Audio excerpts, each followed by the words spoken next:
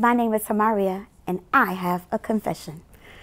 It was just like a few years ago that I learned that some people really struggle with authenticity. I know it sounds strange because it's everywhere, but it wasn't until I was researching for my dissertation topic that I realized that there were lots of articles about authenticity, but there was one in particular about women and their clothes and how authentic they were or they weren't, depending on what they wear.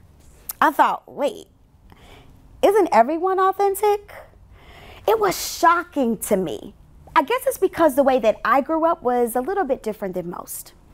When describing me, my mother would say that I was a brown Punky Brewster if you grew up in the 80s.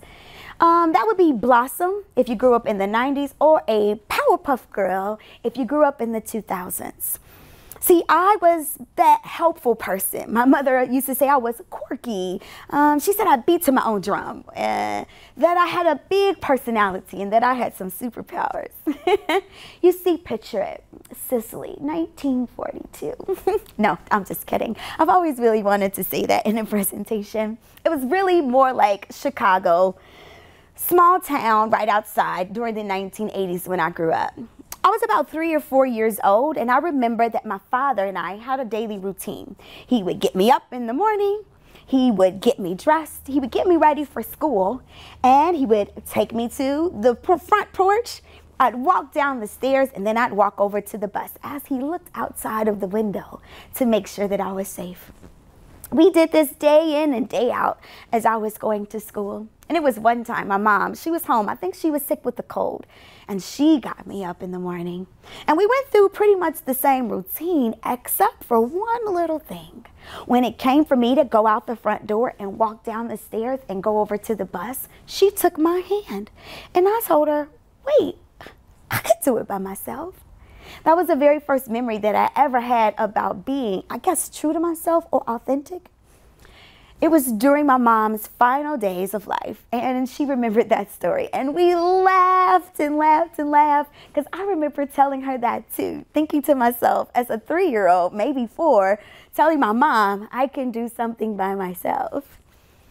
She shared with me that she was a little worried about how I would end up. But my father was an advocate and said that as I was growing up, they should be a gardener to my garden. And my mother, she said it took her a little while, but she decided to go ahead and to accept his recommendation. You see, both of my parents, they grew up farming. My father was a sharecropper, and my mother, she was the daughter of a black man that in the 1940s owned his land in the Deep South. Now that is a pretty big deal. Well, I've heard so many stories about farming. It's pretty much endless from both of my parents, and how their own experiences with farming, farmland, was back when they grew up. Now, it wasn't how they grew up that really was the story that really got me. It was the story that my mother told me about how she took my father's advice and kept thinking about how she was a gardener, and her garden was called Hamaria. She further explained that as I grew up, she had to work to become familiar with my garden. That she had to ask herself, well, what are the flowers in my daughter's garden? She had to explore what was in there. Were there vegetables? Were there hidden treasures? She wanted to know what all was in my garden, what flowers that were in there too. She said that she needed to pay attention to what was in my garden and also what was growing. And if she saw that there were some weeds there, she had to be mindful of taking them out when she needed to. She also said that she had to prune the bushes, rake off the debris, so that more things could be planted and more things could grow. As she laughed, she said sometimes things grew so fast in my garden that she had to put a string around some things so that it would keep growing properly. She mentioned that watering the garden was her greatest pleasure. That there were some times when she saw things weren't growing the way that she thought that they needed to grow. And the only thing that she could do was to think about, well, what would she do if she was on the farm? And you know what her solution was? To throw a little poop on it. Maybe you're thinking, what does this story have anything to do with growing up, with authenticity, with becoming who you are and growing into your own authentic person, or maintaining your own authenticity? What is your mama talking about? Well, thinking back to all of the people that I interviewed for my dissertation, my topic was authenticity. This particular story kept ringing in my ear. It wasn't until one day I was like, oh, I think I get it. I think I understand what she was talking about. You see, along the way, my mother taught me how to tend to my garden. She showed me what I needed to do in order to be better, to be a greater gardener. She taught me a lot about myself through watching her. As I grew up, I became more aware of the fact that I now was the gardener. I had to get curious about what was in my garden. I had to get dirty. I had to see what was in there. I had to see, once my mom turned over the garden to me, I had to learn how to tend to it. I had to figure out what I really wanted to be in my garden. I had to make sure I was fully aware of what my voice sounded like and what my talents and my skills and my abilities and my gifts, the way that I was going to express myself, the way that I was going to allow others to be in my space or be in my garden. I had to get in there and explore. And I also found some weeds in my garden. You know, those unwanted things that just pop up out of nowhere. I had to learn how to identify the weeds in my garden, also known as undesirable characteristics. Those negative things that we all have in our lives. They're not producing, they're void, they're empty. I learned that if I saw a weed, you know what I did? I had to get in there and I had to yank it out. I had to understand that that wasn't what I wanted to be. That wasn't what I wanted to have inside of me. I also had to learn I needed to prune some things.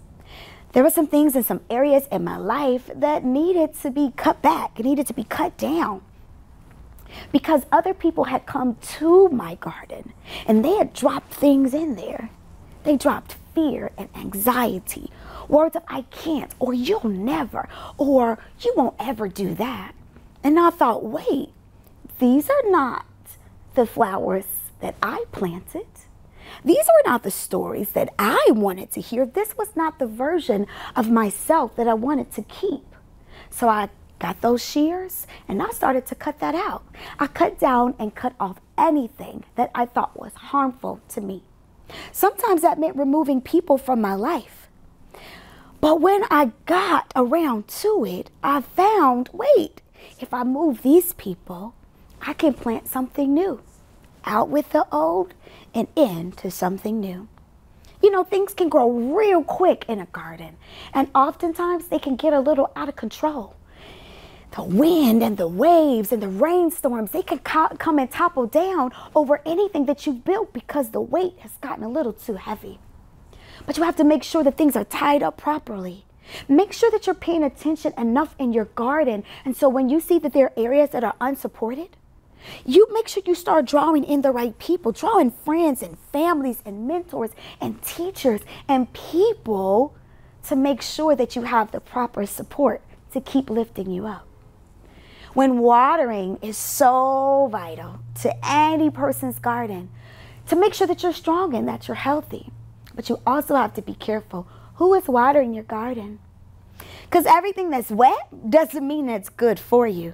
It doesn't mean that it's there to help your garden. So you have to double check the intentions of people that's coming to water your garden. You have to be making sure that you're aware of what's in there. I had to make sure who was coming to my garden and who was watering it. And also, I could never forget my favorite part. Throw a little poop on it.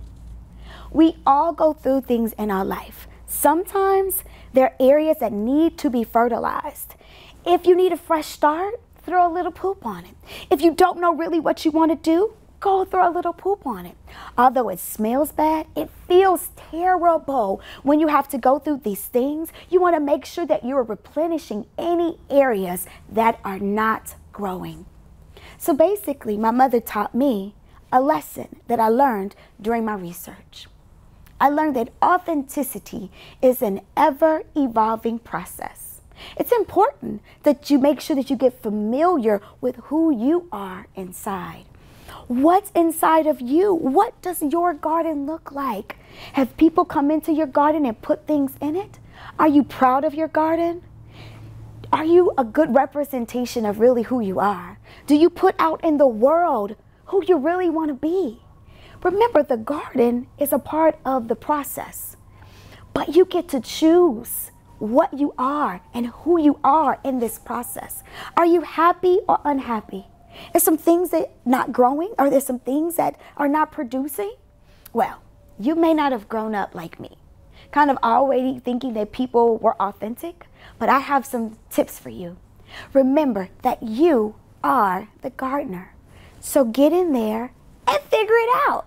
Figure out what's in there. Figure out what you are, who you are. You may have to rearrange some things. You may be thinking, well, I don't like this in my garden. No problem. Get in that garden, get your hands dirty, and discover who you really are. Figure out what are the ways that you like to express yourself. Go explore that garden, because remember, this exploration process is lifelong. If you find some unwanted weeds in there, those again, undesirable characteristics, take them out. You have the ability to change whatever is in your garden. Remember, this is about you being true to yourself. Don't forget to water, because water is so necessary. There's some areas that may need more or less water. There are a lot of things that people say that they're going to do to help or to assist. Just simply make sure that you are checking the people's intentions. Because if you like something already that's in your garden, keep it the way that it is. But if you need to learn something, take a class, listen to a podcast, go talk to some new people, figure out what it is that you want to be and you want to do. And if you need a jump start, go take an assessment. Take a personality assessment. Do something that you've always wanted to do. And learn a little bit more about what's in your garden. Learn something that you really wanted to always learn. Because remember, it's your garden. Invite people into your garden. But make sure that while you're giving them a tour, you have signs posted that says, "Do not touch." Because if you like you just the way that you are, people can come and try to destroy what you've accomplished. And if you don't want that to happen, make sure you let them know, I like me just the way that I am. Experiment a little. If you don't see something that you already have in your garden, plant it yourself. This is your garden. You can plant whatever you choose and whatever you see fit. Now you could do my favorite part, which is throw a little poop on it, which means that you'll fertilize your garden. Throwing a poop on it doesn't mean that it's going to be fun. Doesn't mean that it's like, woohoo, I'm so excited. But it is a part of the authenticity process. Knowing that every garden has its own imperfections is what makes it unique. It makes it smelly too, but it also makes it unique. And remember that fertilizing your garden, it replenishes what's essential. It makes sure things continue to grow the way that they need to grow. So after you've done the self-discovery, you've gotten your hands dirty, you've watered, you've pruned, you've gotten in your garden, and you've figured out who you are, don't just stop there. Continue to grow. And don't forget to repeat the process. Because in order for us to continue to be authentic, we got to keep going through the process. Because remember, as you learn and grow, you learn more about you. And you learn how to grow with the flow. Oh, and don't forget, take some time to admire your garden, because you want to continue to make sure that this growing process is really how you really want to be.